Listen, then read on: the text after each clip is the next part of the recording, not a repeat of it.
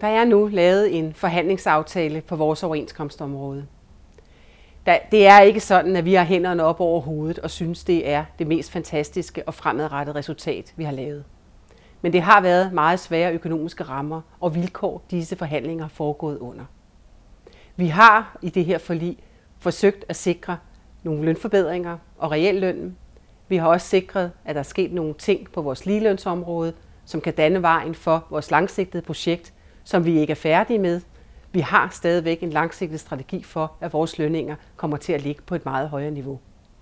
Vi har afværget en hel del ting, som arbejdsgiveren forsøgte i disse svære økonomiske tider at få presset os i organisationerne til at indgå aftaler på. Det er vi rigtig tilfredse med. Derfor vil jeg som kredsformand i Kreds Hovedstaden anbefale dig, at du stemmer ja til det her overenskomstresultat. Jeg synes ikke, det er et særligt godt resultat, vi har opnået ved den her overenskomst, men inden for den givne ramme er det nok det bedste. Jeg stemmer selv ja til overenskomstresultatet og vil også anbefale mine medlemmer at gøre det samme, da jeg ikke tror, at en strejke kan flytte nævneværdigt ved det endegyldige resultat.